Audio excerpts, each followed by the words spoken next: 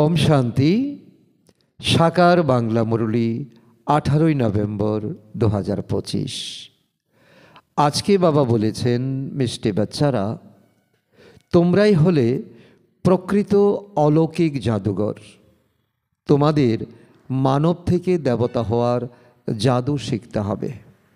প্রশ্ন: ভালো পুরুষার্থী স্টুডেন্টদের নিদর্শন কি হবে? অত্যন্ত উত্তম প্রশ্ন। যারা এখন পুরুষার্থ করছে, সেবা করছে, যারা এখন লগন দিয়ে পিতা পরমাত্মাকে স্মরণ করছে। উত্তর: তারা পাস উইথ অনার হওয়ার অর্থাৎ বিজয় মালাতে আসার লক্ষ্য রাখবে। তাদের বুদ্ধিতে একমাত্র বাবার স্মরণেই থাকবে। দেহসহ দেহের সব সম্বন্ধ থেকে বুদ্ধিযোগ ছিন্ন করে একের সঙ্গে প্রীত রাখবে। তো এমন পুরুষার্থী মালার দানা হবে। ধারণার জন্য মুখ্য সার: 1 নম্বর, এই আধ্যাত্মিক নেশায় থাকতে হবে যে বাবা আমাদের ডবল মুকুটধারী বানাচ্ছেন। আমরা হলাম সুদর্শন চক্রধারী ব্রাহ্মণ।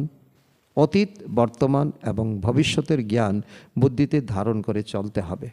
নাম্বার 2, পাস উইথ অনার হওয়ার জন্য বাবার প্রতি প্রকৃত ভালোবাসা রাখতে হবে। বাবাকে স্মরণের গুপ্ত পরিশ্রম করতে হবে। বরদান: নিজের ডবল লাইট স্বরূপের দ্বারা আগত সকল বিঘ্নগুলিকে অতিক্রমকারী তীব্র পুরুষার্থী ভাব।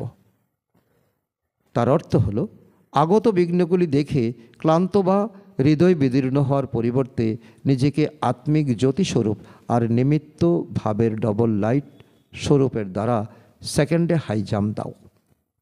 বিঘ্নরূপী পাথর ভাঙতে সময় নষ্ট করো না, জাম্প লাগাও আর সেকেন্ডে পার হয়ে যাও।